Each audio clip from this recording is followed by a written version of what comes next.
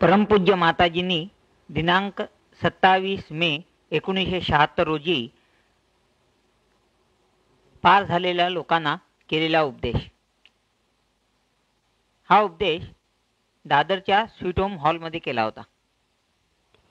हे बंद करावं. कसला आवाज भयंकर आहे.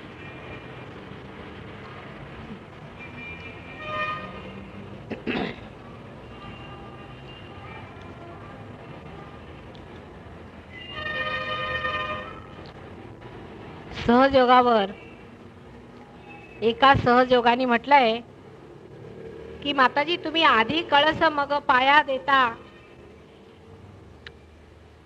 आधी तुम्ही आमचा कळस बांधता. आणि खरोखर ही गोष्ट खरी आहे. म्हणजे समाधीला साधारणपणे आतापर्यंत जे काही लोकांनी केलं, मेहनत केली वगैरे वगैरे, योग म्हणा, हठयोग म्हणा, काही राजयोग म्हणा, काय काय केलं असेल ते, अर्थात त्याच्यातले काही खरे आणि काही खोटे असे सगळे मिळून त्या लोकांनी जे काही साधलं किंवा केलं, ती पद्धत म्हणजे ज्याला द्राविडी प्राणायाम म्हणतात त्याच्यापेक्षा जास्त जबरदस्त त्रासाची. आणि ते काढायचं तर त्याला एक पुराण लागेल सगळं काही सांगायचं म्हणजे. अर्थात एक पुस्तक पातंजली योगशास्त्र एवढं मोठं आहे ते एक मात्र, बाकी अनेक असतील अशी. आणि पुष्कळ असे शास्त्र वगैरे लिहिले गेले की मनुष्याने अध्यात्म कसा घडवून आणायचा आणि अध्यात्माने वर कसं यायचं आणि उंची कशी गाठायची वगैरे वगैरे अनेक पुराण आपल्याकडे लिहिलेले गेले आहेत. त्यापैकी काही खरी आहेत, काही खोटी आहेत, काही घोटाळे आहेत आणि काही म्हणजे मूर्खपणा पण आहे. त्यात कारण असं की जे शोधणारे होते ते मुळात आंधळे होते, पण शोधता शोधता जेव्हा त्यांना सापडलं तेव्हा डोळस झाले. आणि डोळस झाल्यावर आम्ही आंधळेपणात हे सगळं मिळवलेलं आहे, तेव्हा तसंच सगळ्यांनी मिळवावं किंवा तसंच मिळेल अशा पद्धतीने त्यांची मांडणी केली. ते बरोबरच आहे, त्यांच्या दृष्टीने ते बरोबर आहे. आता असं आहे की जो मनुष्य बैलगाडीतनं नेहमी प्रवास करतो त्याला एरोप्लेनच्या प्रवासची काय कल्पना येणार? कितीही किती कल्पना केली तरी त्याला काय कल्पना येणार? तसंच आहे आमच्या सहजयोगाचं. अध्यात्मामध्ये ज्यांनी नुसत्या आपल्या तंगड्या तोडल्या, डोक्यावर उभे राहिले वर्षानुवर्ष, श्वासोच्छ्वास घेऊन आणि काय काय तरतरा केल्या, त्यांना सहजयोगामध्ये माताजी असं बोटाच्या सहाऱ्यावरती तिथे पोहोचवतात कशा आणि करतात कशा, ह्याच्यावरती जर आश्चर्य झालं तर त्याच्याबद्दल काही वाईट वाटून घेण्यासारखं नाही. समाधीमध्ये 3 तऱ्हाच्या समाधी त्यांनी सांगितलेल्या आहेत. पैकी पहिल्यांदा ते म्हणतात, ही सगळी मंडळी, मी नाही म्हणत, ही लोक म्हणतात की आधी सालोक्य समाधी होते. सालोक्य समाधीमध्ये माणसाला दिसतं. आता दिसणार कसं? मनुष्य म्हणेल दिसतं म्हणजे तुम्ही साक्षात तुम्हाला गणेश दिसतो, नंतर तुम्हाला पुढे गेलं की तुम्हाला कुंडलिनी दिसते, त्याच्या पुढे गेलं की तुम्हाला मग विष्णू लक्ष्मीचं दर्शन होतं. ही गोष्ट खरी आहे. सालोक्य समाधी जेव्हा माणसाला मिळते तेव्हा त्याला असं दिसतं. परवा मी आपल्याला सांगितलंय की 2 शिड्यांवरती पाय देऊन एक मनुष्य धडपडत धडपडत चालत आहे. शिड्या नाही, शिड्यापेक्षा म्हणा भिंती, आणि त्या भिंतीने एक पाय इकडे दिला आणि एक पाय इकडे दिला आणि मधोमध जे काही आहे ते त्याला दिसतंय पण त्याच्यामध्ये तो नाही. जी वस्तू तुम्हाला दिसते तिथे तुम्ही नसता. बाहेरून दिसणाऱ्याला ही बिल्डिंग दिसेल पण जर इथे असेल तर तुम्हाला बिल्डिंग दिसणार आहे का? मग शेवटी धडपडत धडपडत तुम्ही असे वर चढत गेला तर एका स्थितीला पोचल्यावर एका दशेत पोचल्यावर तुम्ही अगदी थकून तिथे गळून पडता आणि तिथे गळून पडल्यावर तुम्ही त्या सर्व देवतांच्या जवळ आल्यासारखं तुम्हाला वाटतं. त्या ठिकाणी सामिप्य अशी समाधी घडते. म्हणजे तुम्हाला असं वाटतं की कृष्ण इथं उभा आहे आपल्या शेजारी, कधी वाटतं इकडे राधा आली आहे, कधी दिसतं साक्षात तुम्हाला साईबाबा बसलेले आहेत. पण तरी सुद्धा तुम्ही तिथे नाही जिथे ते आहेत. सामिप्य स्थिती सुद्धा तुम्ही तिथे नाही जिथे ती मंडळी आहे. त्यामुळे तुम्ही ह्या विचारात असता की बा ते आले आमच्याकडे आणि त्यांनी आमचं हे कार्य केलं, आमच्या गौऱ्या थापून दिल्या विठ्ठलानी. खरी गोष्ट आहे, खोटं नाही. पण तुम्ही विठ्ठलाच्या हृदयात नाही गेलेले, त्याच्यातलं सौंदर्य तुम्ही पाहिलेलं नाही. गौऱ्या थापून दिल्या तर काय झालं, काय विशेष घडलं? पण त्यावेळेला ती स्थिती होती की गौऱ्या थापायच्या होत्या म्हणून त्यांनी त्या थापल्या असं समजायचं. त्यावेळेला ही स्थिती नव्हती की हृदयामध्ये स्थान द्यायचं. तुम्हाला दर्शनं घडली, कबूल, दर्शनं ही घडायला पाहिजे होती. जर त्यावेळेला दर्शनं घडली नसती तर लोकांचा परमेश्वरावर विश्वास नसता. म्हणून दर्शनं दाखवली. पण वेळ बदलतो ना, आज तो समय नाही आहे, वेळ बदललेली आहे. आणि ह्या वेळेला काय झालं पाहिजे तर मनुष्याला तादात्म्य मिळालं पाहिजे. जर त्याला तादात्म्य नाही मिळालं तर परमेश्वरावरचा त्याचा संबंध विश्वास ढासळून पडतो. आणि परमेश्वर म्हणून कुणी वस्तू आहे, आओ बसा बसा, परमेश्वर म्हणून कोणी असं आहे बघा, बसा. मधूनच कुठून तरी उशिराने यायचं आणि मध्ये बसायचं नाही, मागे बसायचं. परमेश्वर म्हणून कुणीतरी वस्तू आहे त्याचा विश्वास बसला पाहिजे, म्हणून त्यांची दर्शनं होतात. हे कबूल. तर एक ते सालोक्य समाधी आणि सामिप्य समाधीमध्ये एक विशेष तऱ्हेची माणसाला जाणीव येते. पण त्याच्यामध्ये त्याला गती होत नाही. जो जिथे आहे तिथूनच बघतोय. पहिल्यांदा दिसत नव्हतं, आता दिसतंय. पहिल्यांदा वाटत नव्हतं, आता वाटतंय की जवळ आहेत म्हणून.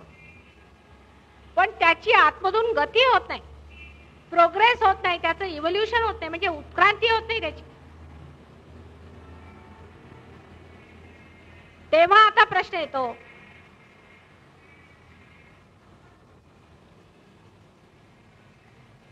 की उत्क्रांती कशी होणार? ती तादात्म्याने होते. ती तिसरी स्थिती आहे, त्याच्यामध्ये तादात्म्य झालं पाहिजे. आता तादात्म्य म्हणजे काय? तादात्म्य म्हणजे असं की ह्या सर्व शक्तींना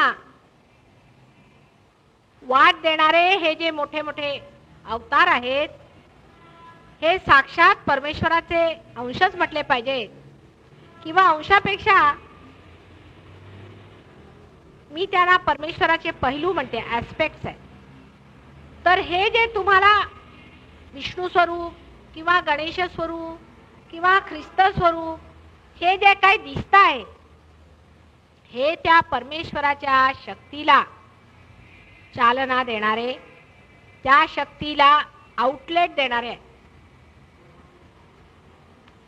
पण त्या शक्तीतच तुम्हाला जर सामावून टाकलं तर तादात्म्य स्वरूपत्व आलं.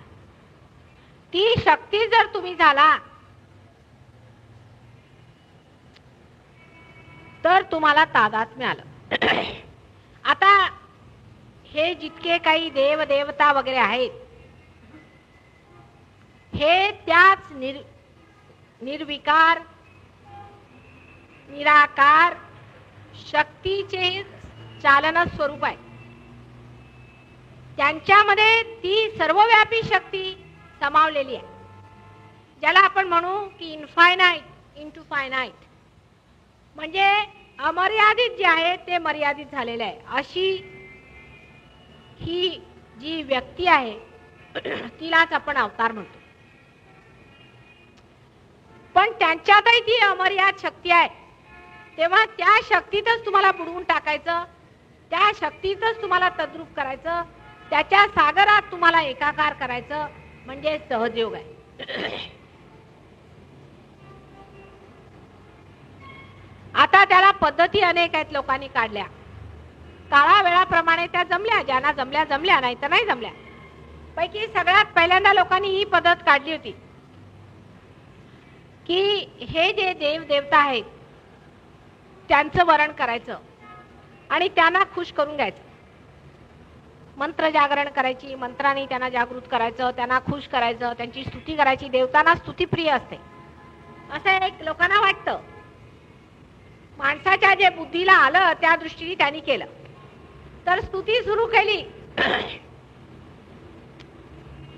त्यावेळेला अज्ञानी असल्यामुळे मनुष्याची बुद्धी एवढी वाढली नव्हती म्हणून म्हणा, किंवा मनुष्याला एवढं काही समजत नव्हतं म्हणून म्हणा, परमेश्वराने एवढं काही त्याचं वाईट वाटून घेतलं नाही की तुम्ही अनधिकार चेष्टेमध्ये त्याला आठवण काढता. आणि अनेक अवतार संसारात आल्यावर त्या लोकांनी काही लोकांना पार केलं, फार थोडे लोक. आणि हीच मंडळी पुढे जाऊन यांनी इतर लोकांना पार करायला सुरुवात केली. आपण असं म्हणू की परशुरामापासून ही गोष्ट सुरू झाली. परशुरामाचा जेव्हा अवतार झाला त्यावेळेला व्यक्तिगत अध्यात्माला सुरुवात झाली आणि लोक जंगलामध्ये जाऊन एकटे बसून अध्यात्म शिकू लागले. पण परशुराम अवतरण होतं आणि परशुरामाबरोबर दत्तात्रयांनी सुद्धा अवतार घेतले होते अनेक. त्यामुळे परशुरामाच्या अवतारामध्ये दत्तात्रयाचा सुद्धा सहयोग झाल्यामुळे एखादा कुठेतरी करोडो लाखो मध्ये एखाद्याला हे घटत असे आणि ते झालं म्हणजे तोही आपला जंगलात बसायचा. त्याच्या पुरताच तो फक्त त्याच्याजवळ मंडळी गेली की नीट व्हायचे, काय झालं तर बरोबर एक संत मनुष्य आहे त्याला नमस्कार केला पाहिजे वगैरे वगैरे. त्यांनी एक दोन कार्य मोठी अशी केली की ज्या ठिकाणी व्हायब्रेशन्स आहेत अशा दगडांना त्यांनी देवत्व आणलं, तिथे देवळं उभं केली. आता आपल्याकडे जसं आपण म्हणतो की गणपती आहेत, अष्टविनायक आहेत, ते खरे आहे. पण त्यांना ओळखून काढायला हीच मंडळी जी थोडीशी 2-4 होती, जी पार झालेली मंडळी होती, त्यांनी सांगितलं की बा हे आहेत. त्यांनी पूजनाला सुरुवात केली, तिकडे देऊळ उभारलं झालं. बरं, काही मोठे मोठे गुरु झाले, त्यांना म्हणता येईल काही लोक झाले मोठे. मग त्यांनी असा विचार केला की सर्वसाधारण माणसाला सुद्धा हे दिलं पाहिजे. आता ते बोलायचे तिथली गोष्ट, आपण आहोत तिकडे. मग त्यांचे शिष्य झाले 3-4 ह्याच्यामध्ये जे खरं होतं ते गेलं चुलीत, आणखीन जे नव्हतं ते सुरू झालं. खरं हे होतं की तुम्ही परमेश्वराला अनन्य भक्तीने पूर्णपणे शरणागत होऊन त्याला आठवण केली पाहिजे आणि त्याला पूर्णपणे हे मागितलं पाहिजे की मला तुझा आशीर्वाद म्हणजे, तुझ्या प्रेमाचा आशीर्वाद म्हणजे तुझ्यामध्ये तद्रूप होऊ दे, तुझ्याशी मला एक रूप होऊ दे. हेच एक मागणं होतं. हे नाही की माझ्या मुलाला नोकरी लाव. पण मनुष्य हळूहळू अत्यंत जडवादी होऊ लागला आणि जसा जसा तो जडवादी होऊ लागला तसा तसा त्यांनी परमेश्वराचा 2 वस्तूंशी संबंध लावला. कसा लावला, कुठे लावला त्यातलं एक तर मला माहिती आहे, पण दुसऱ्याचं मला माहिती नाही तो कुठे कधी लावला. पहिल्यांदा त्यांनी सेक्सशी संबंध लावला देवाचा. आता देवाचा संबंध सेक्सशी काहीही नाही, अगदी नाहीये. पण ह्यांनी लावला त्याला कारण असं की काही लोकांनी गणपतीलाच कुंडलिनी म्हणून निर्णय दिला. कारण नुसती सोंड दिसली गणपतीची आणि त्याला म्हटलं की हे कुंडलिनीचं स्वरूप आहे आणि कारण ते सेक्सवर असतं म्हणून त्याचा सेक्सशी संबंध लावून ठेवला. पुष्कळ लोक म्हणतात की कंधामध्ये कुंडलिनी असते, म्हणजे नाहीच आहे तिथे. तुम्ही तोळ्याने बघा ना, मी दाखवते तुम्हाला इथे उठताना. कंधाशी काहीही संबंध नाहीये.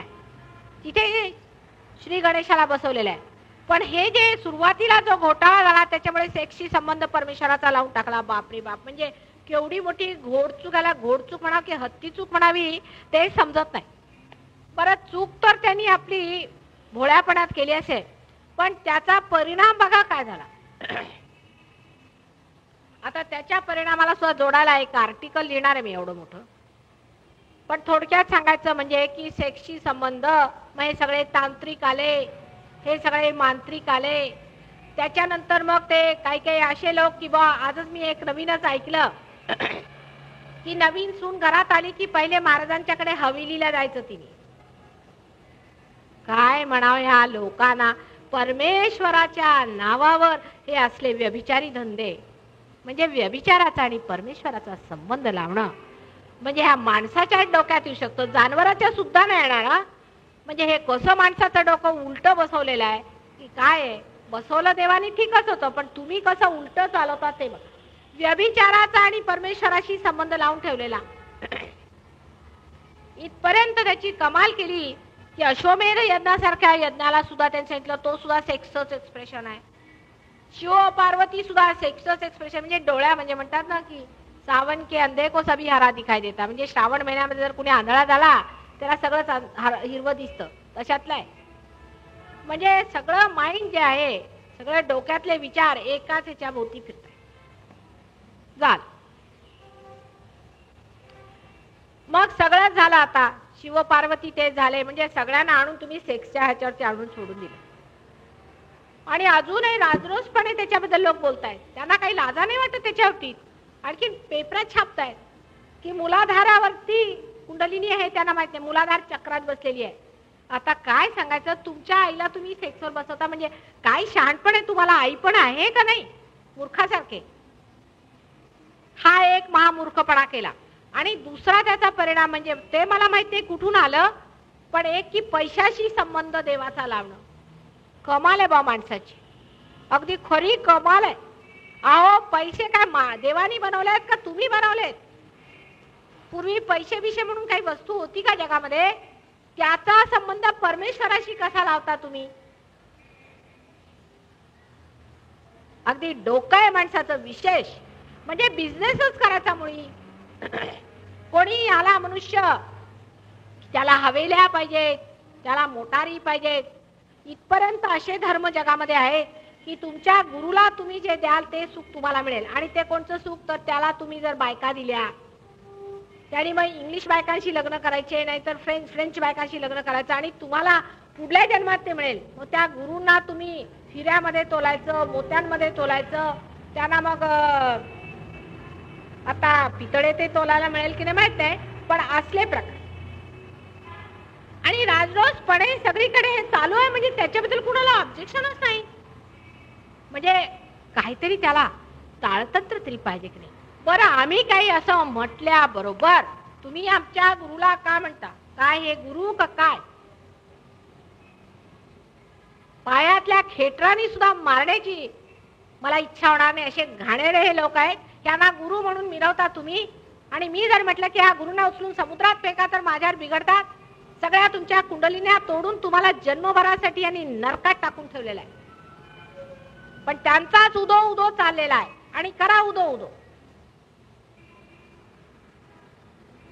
हे पैसे खाऊ आणि हे बायकांच्या ह्याच्यावर येणारे, आणि दारू बसून प्यायची तिथे. साक्षात एक आता गुरु महाराज एक आले होते म्हणे, तर ती बाई त्यांचे पाय चेपत होती, तिकडे ते दारू पित होते. त्या बाईला अक्कल नाही, आणि फार मोठी बाई आहे, सुशिक्षित. तिला एवढी अक्कल नाही की इकडे बसून दारू पितोय मी, त्याचे पाय चेपते आणि त्याला शरणागती, म्हणजे नरकच मिळणार की नाही तुम्हाला? अहो काही डोकं आहे की काय? माणसाला काही विचार येत नाही म्हणजे काय? इतके मूर्ख कसे? हे एक बाजू झाली. मग दुसरं चला, आता हेच मग देवळात सुरू झालं. देवळामध्ये गणेशाची मूर्ती ठेवायची आणि घाणेरडेपणा करायचा त्याच्या समोर.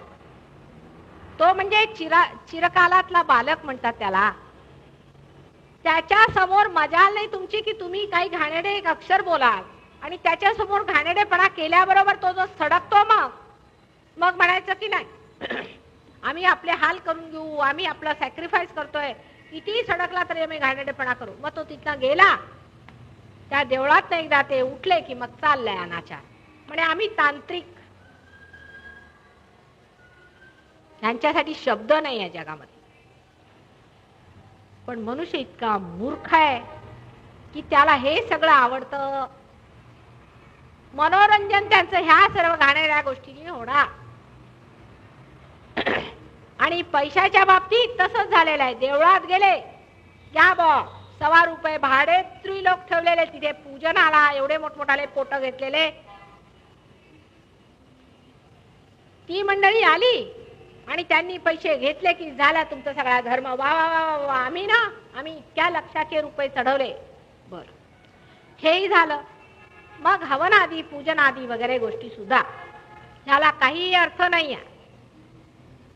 कारण तुम्हाला अधिकार नाही. हवन पूजन इतकंच काय, पण त्याचं नाव सुद्धा घेण्याचा तुम्हाला अजून अधिकार नाही. मग हवन पूजन कसलं काढलंय? हवन पूजन तुम्ही जर सुरू केलं तर त्याच्यामध्ये हाच गोंधळ. म्हणून या आपल्या देशामध्ये पुष्कळ अशा क्रांत्या झाल्या. म्हणजे त्याला ते धार्मिक म्हणतात, मी म्हणीन त्या बौद्धिक क्रांत्या आहेत. त्यांनी सांगितलं हे सगळं तुम्ही अगदी सोडून टाकायचं, आणखी निराकार परमेश्वरात राहायचं. म्हणून आर्य धर्म अमका तमका काढला. पण ते काढून तरी परत तोच मूर्खपणा. नाव नुसतं बदलायचं, कोट बदलेले म्हणून आतलं काय बदललंय का? नुसतं बाह्यातलं बदलून आतमध्ये ती स्थिती. निराकाराच्या गोष्टी करून तरी तुम्ही निराकारात उतरू शकत नाही. त्याच्यातही पैसे, पहिलं काम पैसे, ऑर्गनायझेशनल. अरे पण तुम्ही करत काय आहात? एखाद्या तरी माणसाचं ट्रान्सफॉर्मेशन झालं का? म्हणजे तुम्ही स्मगलिंग करा व्यवस्थित. आर्य समाजात स्मगलिंग केलेला काही हरकत नाही, आम्हाला हरकत नाही. फक्त काय, फक्त तुम्ही देवळात नाही जायचं बस. मग आर्य समाजी तुम्ही पक्के. पण तुम्ही स्मगलर आहात ना, काही हरकत नाही. तुम्ही गळा कापला भावाचा, काय हरकत नाही, आम्ही सपोर्ट करू. आम्ही तुमच्यासाठी केस लढवायला येतो, काय हरकत नाही. तुम्ही आपल्या सासूला मारता, ठीक आहे, काय हरकत. काहीही केलं तरी चालेल, फक्त तुम्ही एक करायचं की देवळात जायचं नाही. कबूल? वा, उत्तम. सगळ्या तऱ्हेचं लायसन्स मिळाल्यावरती मग आर्य समाज करायला काय हरकत आहे हो? इकडे तुम्ही धार्मिक होता, तुम्हाला एक सर्टिफिकेट मिळतं. एक क्लब मध्ये गेले आपले, आर्य समाज क्लब, झालं. इतिश्री. स्मगलिंग केलं तर हरकत नाही, घाणेरडेपणा केला तर हरकत नाही, बायकांना इज्जत आबरू असली तर हरकत नाही. फक्त त्यांना मात्र चंदा द्यायचा, गुरूंना पैसे भरायचे. अशा रीतीने धर्माचं अत्यंत सुंदर रूप संसारात मांडून ठेवलंय सगळ्या. आणि हे बघून परमेश्वराला वाटत असेल की बाप, ही माकडं मी कुठे तयार करून ठेवली, एवढी मेहनत करून ह्या माकडांना मी कुठनं आणलेलं आहे.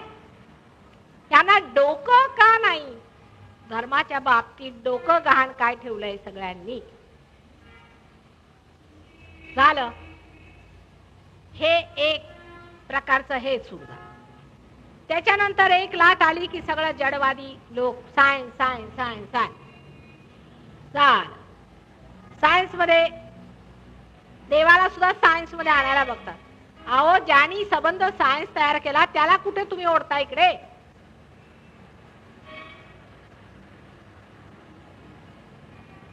सायन्स काय किंवा संसारातला एक एक कण काय, सारा त्याच्याच चरणात आहे ना. मग लोकांनी म्हणायचं आम्हाला दाखवायचा परमेश्वर आणून. तुम्हाला परमेश्वर आणून दाखवायला तुमची कमाई काय आहे? तुम्ही कोण? तुम्ही सायन्स वाले ना.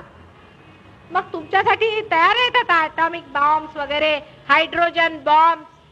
उभे राहा त्यांच्या समोर थरथरत. तुम्हाला देव कशाला पाहिजे दाखवायला? आणि देवाला काय पडलेलं आहे तुमच्या समोर येऊन उभं राहायला?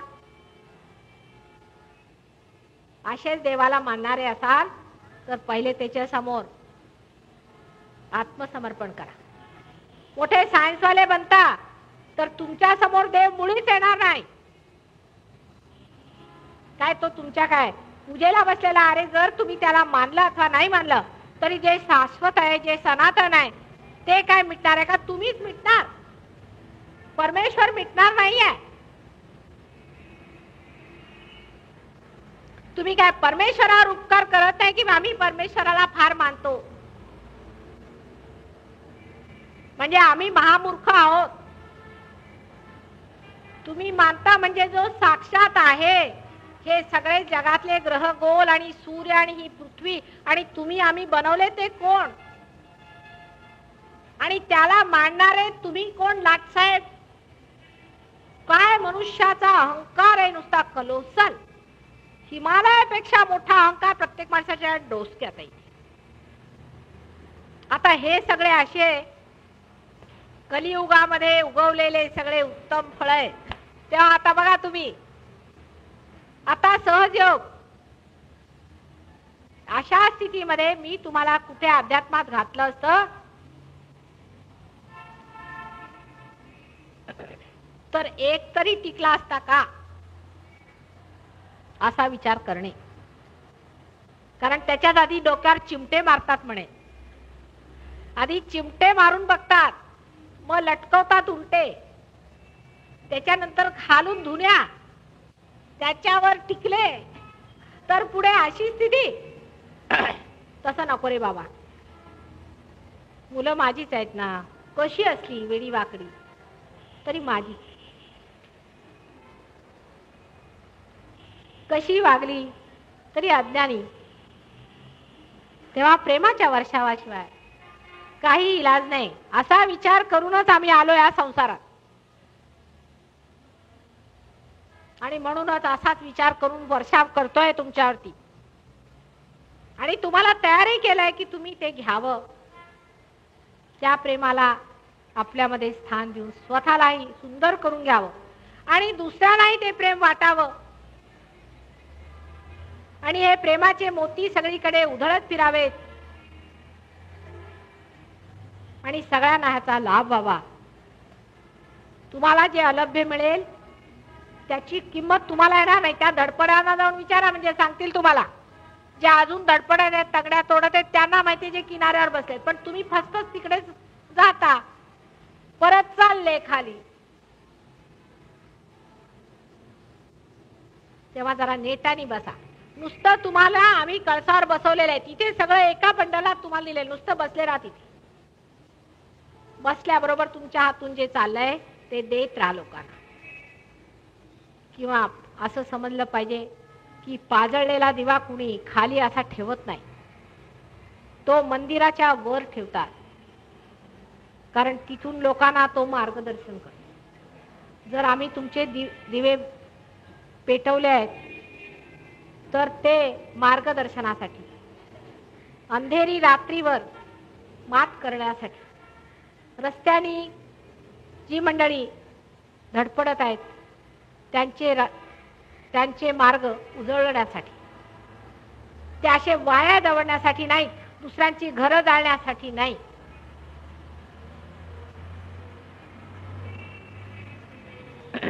पण सहजयोगाबद्दल फार मोठी सर्कस सुद्धा करायला नको. सगळ्यांचं म्हणणं आहे माताजी तुमची पब्लिसिटी फार कमी आहे वगैरे वगैरे. असू दे, हळूहळू ह्यांच्या पब्लिसिट्या कमी होतील. कारण समोर येत आहे सगळं साक्षात, लोकांना दिसतंय सगळं काही आणि पटतंय. हळूहळू येतील. पण ते मार घेऊन आलेले लोक आहेत त्यांना तुम्ही नंतर नीट करत बसा.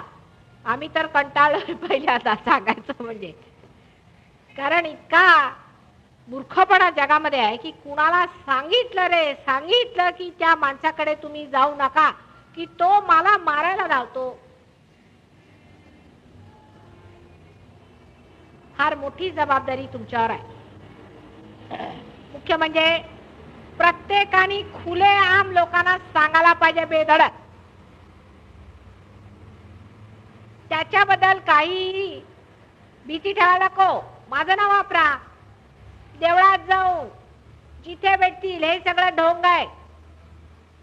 कुठेही असा गुरु दिसला की 2 जोडे त्याला मारून यायचे, त्याला सांगायचं तिथे हे ढोंगी बाबा तुम्ही निघा म्हणून 4 प्रश्न विचारायचे. आता भारतीय विद्याभवन मध्ये परत 8 दिवस प्रोग्राम होत आहे फालतूचा. जायला पाहिजे 15-20 मंडळींनी विचारा काय चालवलंय तुम्ही. ह्यानी काय मिळणार आहे? ह्यानी काही लाभ होतो का? तुमची एवढी चक्र धरली आहे, तुम्ही काय सांगता? सगळ्यांना पागलखान्यात पाठवाल. सगळ्यांनी असं बोलणं सुरू केल्याशिवाय ही चळवळ होणार नाही. घरी आपल्या शेजारी जे असतील त्यांना स्पष्ट सांगायचं की नाही, आम्ही तुमचे जर नातलग आहोत तर आम्ही तुम्हाला शेणात जाऊ देणार नाही, तुमचा सत्यानाश होऊ देणार नाही. एक एक माणसाने असा निश्चय करायचा, सगळ्यांना सांगायचं. कारण तुम्हाला याचा अनुभव आलेला आहे, तुम्ही जाणकार आहात. अशाच रीतीने ठिणग्या पेटतात आणि उजेड पडतो. अशाच रीतीने कार्यसिद्धी होते. पण सगळे आपल्या आम्हाला मिळाले माताजी कसं बोलायचं हे सहजयोगाच्या ह्या पद्धती नाही. मीच एकटी ओरडत बसून चालणार नाही आहे. तुम्ही सगळ्यांनी बोलायला पाहिजे. कुठेही दिसलं तर सांगायचं की भामटायस तू, पैसे खातो सगळ्यांचे.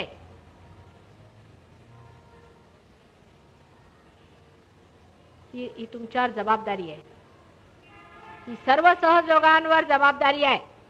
कोणताही नातलग अशा घाणेड्या भोंदू माणसाकडे जात असेल तर त्याच्याकडे जेवायला जायचं नाही, वाढीत टाकायचं त्याला.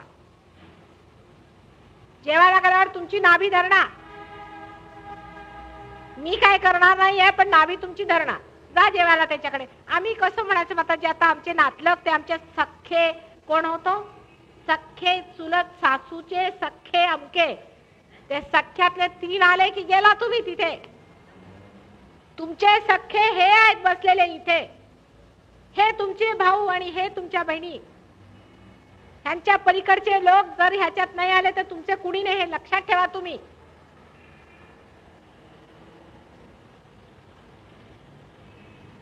हे परमेश्वराच्या साम्राज्यात बसलेल्या लोकांनी अशा हलक्या लोकांच्याकडे जेवायला जायचं नाही.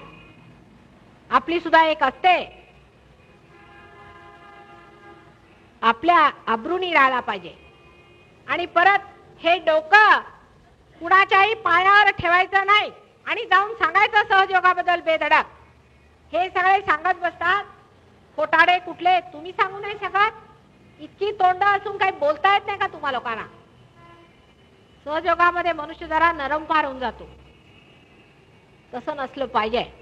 वाटलं तर तलवारी घेता आली पाहिजे आणि वाटलं तर हातात कमळाची फुलं सुद्धा घेता आली पाहिजे. सहजयोगाचं वैशिष्ट्य हेच आहे. जिथे पाहिजे तिथे तलवारी घेता आली पाहिजे. आणि तुम्ही माणसं त्याच्यातली आहात. कधी काळी तलवारी घेऊन लढलेले पण आहात आणि कमळं घेऊन पूजा सुद्धा केलेली आहे. तेव्हा सहजयोगामध्ये आलेल्या लोकांनी आपली वीरश्री सोडायची नाही. जे चूक आहे ते चूक आहे, 100दा चूक आहे आणि ते करायचं नाही. स्वतःही आणि दुसऱ्याला करू द्यायचं नाही.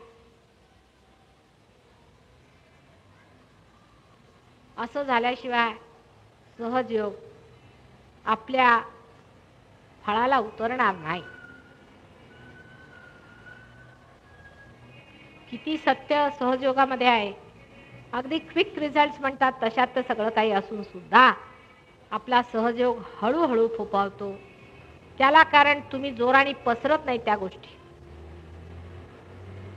प्रत्येकाने विचार केला पाहिजे की मी सहजयोगासाठी काय काय करू शकतो, कसं पसरवू शकतो. माझ्या शेजारी 10 माणसं आहेत, चला बोलवा त्यांना जेवायला चहाला, सहजयोगावरती भाषण सुरू. काय हरकत नाही. लोकांना कळलं पाहिजे सहजयोग म्हणजे काय, साधी सुधी गोष्ट नाही आहे. आणि सहजयोगी म्हणजे एक विशेष तऱ्हेचा एक नागरिक आहे, एक विशेष तऱ्हेचा जीव आहे. आणि तो म्हणजे गणपती सारखा सर्वशक्तिमान आहे. गणपतीला काही सांगावं लागत नाही. काही धूमधडाका 150 त्यांचं नावच ठेवलेलं आहे आम्ही. त्यांना म्हणावं लागतं थांबा थांबा थांबा, कुठे निघालात तुम्ही? तुम्हाला त्यांच्याच पॅटर्नवर बनवलेलं आहे. अर्थात ते साधू लोक मोठे मोठे, त्यांना समजत नाही की माताजी करतात तरी काय, हे सुरू काय केलंय. पण गणेश चतुर्थीच मांडली आहे मी सगळ्यांची. गणपती सारखं व्हायला पाहिजे. त्याला कुणाची भीती नाही जगात. जे खरं आहे त्या सत्यावर तो उभा आहे आणि जे खरं आहे त्याच्यासाठी तो कुणाला डरत नाही. सगळीकडे जे जे तुमच्या ओळखीचे आहेत, जे जे तुमच्या माहिती, त्यांची लिस्ट काढायची. पुढच्या वेळा मी आले की बघितलं पाहिजे जास्त मंडळी ह्याच्यात यायला पाहिजे.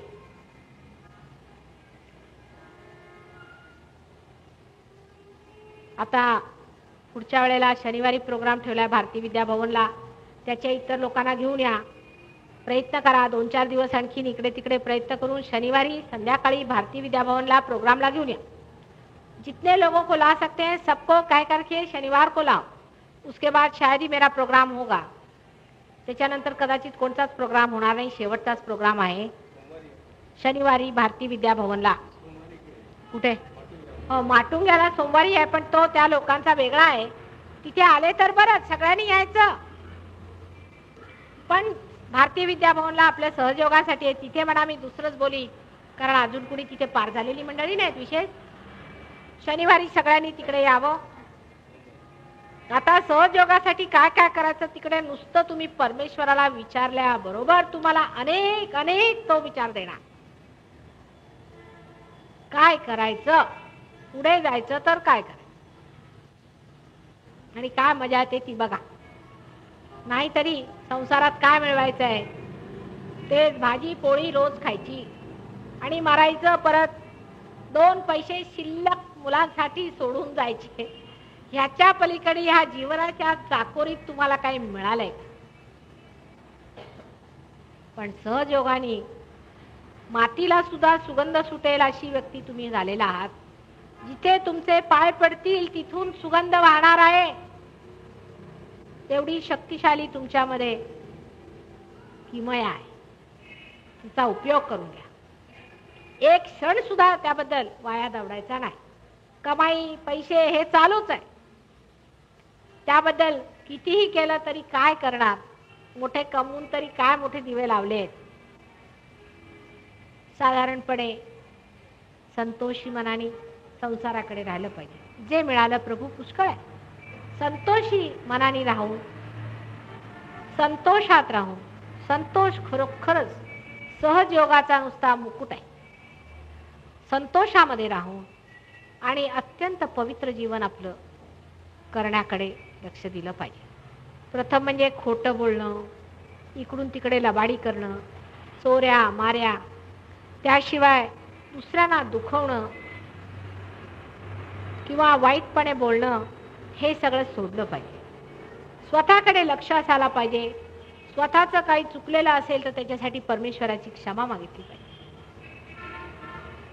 स्वतःमध्ये सौंदर्य असलं पाहिजे. म्हणजे काहीतरी भूतासारखे वेश घेऊन फिरायला नको. मनुष्याला स्वच्छ राहिलं पाहिजे.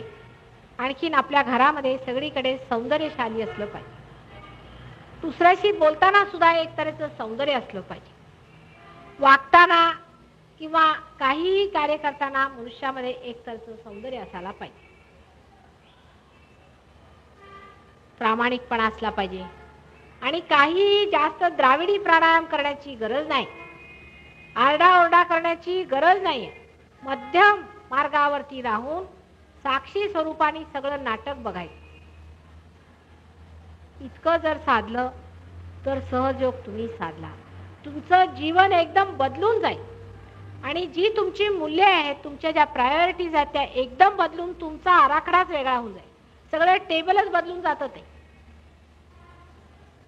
असं झाल्याबरोबर ज्या गोष्टींचं मूल्य नाही त्या गोष्टी झडून पडून जातात. आता एक लहानशी गोष्ट म्हणजे आमची तुमच्याकडे बरणी राहिली तर ती बरणी तुम्ही आम्हाला पाठवली नाही. आता एक लहानशी गोष्ट बघा, आपल्या महाराष्ट्रातलं कॉमन आहे बायकांचं, म्हणून सांगते. आता हे बघा त्यांचं कसं हो मग चाललं देवळात की तुम्ही बघा ती बरणी आमच्या तुमच्याकडे राहिली होती ना, पण त्यांनी पाठवली नाही. अहो तुमची आम्ही पाठवली, मग त्यांनी तिसरीला सांगायचं. म्हणजे असल्या मूर्खपणाच्या गोष्टीमध्ये संबंध वेळ घालवण्यापेक्षा माझ्या मते अशा आयुष्याला तिसरी केलेली बरी. थोडासा दिलदारपणा, थोडा मोठेपणा जरासा येऊ दे तब्येतीत. तो नसला तर सहजयोगाचा गौरव नाही. त्याची श्री, त्याची ग्लोरी दिसली पाहिजे तुमच्या चेहऱ्यावर. व्हायब्रेशन्सनी तुम्ही जर पाहिलं तर फळांना सुद्धा ग्लोरी येते. मग माणसाला केवढी ग्लोरी आला पाहिजे. असा एक मनुष्य जर चमचमी जेवायला मिळालं किंवा नाही मिळालं, तुम्हाला चांगले कपडे मिळाले अथवा नाही मिळाले, संतोषात बसलेला असला तर त्याचा परिणाम इतरे जनावर होणारच. आणि दुसरे लोक म्हणतील की हा एक मनुष्य मी बघतो किती संत आहे हो. पण जेव्हा अन्यायाची गोष्ट येईल किंवा परमेश्वराच्या विरुद्ध एखादी खोटी गोष्ट घेऊन कोण उभा राहिला तर त्यावेळेला तलवारी घेऊन निघालाच पाहिजे, तेव्हा भिण्याची काय गोष्ट नाही. पण नसत्या फालतू गोष्टींसाठी आपलं चित्त घालवायचं नाही, कारण हे चित्त परमेश्वराच्या चरणावर आम्ही वाहिलेलं आहे आणि त्याच्या चरणाच्या अमृताने आमच्यावरती वर्षाव केलेला आहे. आम्ही प्लावित आहोत. तेव्हा अशा फालतूच्या गोष्टींसाठी आम्ही आमचं चित्त दवडणार नाही. तेव्हा स्वतःच्या आत्मसन्मानात आपल्या गौरवात उभे राहा. परत आपली भेट होईल शनिवारी. त्याशिवाय पूजनाची व्यवस्था ही मंडळी करण्याच्या विचारात आहे, पण आता काही त्याचं झालेलं नाही. मालाडला आपल्याला माहिती आहे काय जागा, त्या जागेचं काय नाव? हा, सागर विहार. आणि ते ऑक्से कॉटेज म्हणून आहे, तिथे पिकनिक कॉटेजच्या पुढे मालाडहून तुम्हाला बस मिळते सरळ तिथे. तिथे त्यांना पिकनिक कॉटेज म्हटलं की पिकनिक कॉटेजच्या जवळच ती बिल्डिंग आहे सागर विहार. आणि तिथे पूजनाचा दिवसभर आपला प्रोग्राम आहे. तुम्हाला जे काही खायचं प्यायचं असेल ते बरोबर करून घेऊन या, कारण तिथे जेवणाची काही व्यवस्था नाही. मुख्य ध्यान आणि तुमचं थोडे 1-2 प्रयोग मी करणार आहे समुद्रावर. सकाळी जवळजवळ 10 वाजता ठेवायचं की 11? किती वाजता? 10 वाजेस्तवर पोहोचण्याची व्यवस्था करावी. 10 म्हणता 10:30 होतातच आपल्याकडे, काय हरकत नाही. पण 10, 10:30, 11, 12 कधी असलं तरी दिवसभर आम्ही तिथेच आहोत, तेव्हा तिथे येण्याची व्यवस्था करावी. पण येण्याच्या आधी प्रधानांच्याकडे किंवा मोदींच्याकडे फोन करून विचारून घ्यायचं. प्रधानांचा नंबर घ्या, फोन करून विचारून मग घ्या. नाहीतर जर कदाचित प्रोग्राम नाही जमला तर ते सांगतील कुठे जायचे. तेव्हा थोडं बहुत ज्यांना जे जमेल व्हेजिटेरियन जेवण घेऊन येणे. म्हणजे मी काय नॉन व्हेजिटेरियनच्या विरोधात नाही, तुम्हाला माहिती आहे. पण जी बाकीची व्हेजिटेरियन मंडळी आहे त्यांना नॉन व्हेजिटेरियन चालत नाही, म्हणून त्यांच्या कन्सिडरेशनसाठी म्हणून व्हेजिटेरियनच घेऊन या. एक दिवस नाही खाल्लं नॉन व्हेजिटेरियन तर तुमचा सहयोग ढासळणार नाही. तेव्हा त्यांच्या कन्सिडरेशनसाठी काही थोडं बहुत जे काय असेल पोहे बिहे काहीतरी असं करून बरोबर घेऊन येणे आणि तिथे पिकनिक होईल. आपण तिथे सारे दिवस राहूया आणि संध्याकाळी परत येऊ असा विचार केलेला आहे. तर रविवारच्या दिवशी नंतर परत सोमवारी माटुंग्याला प्रोग्राम आहे. त्याच्यानंतर माझा काही प्रोग्राम नाही आहे. पण मी मात्र ह्या मनी माउंटमध्ये सकाळी थोडा वेळ येणार आहे. रोज मी प्रयत्न करीन की 10 ते 12 मी येईल. तर ज्यांना भेटायचं असेल त्यांनी मनी माउंटला मला भेटायला यायचं 10 ते 12. मनी माउंट म्हणजे अल्तमाउंट रोडवर न गेलं वरती की कमला ब्युटी पार्लर आहे राईट हँड साईडला आणि लेफ्टला मनी माउंट आहे. जवळजवळ 100 यार्ड वरती गेलं की आहे. तर ज्यांना यायचं असलं तर 10 ते 12 मी तिथे राहणार आहे. मी सगळ्यांना भेटीन सकाळच्या वेळेला. आणखीन काय प्रश्न असले तर विचारा आणि मग थोडा वेळ ध्यानात जाऊया आणि मग आम्हाला आता आज पायावर येण्याची सुट्टी करणे.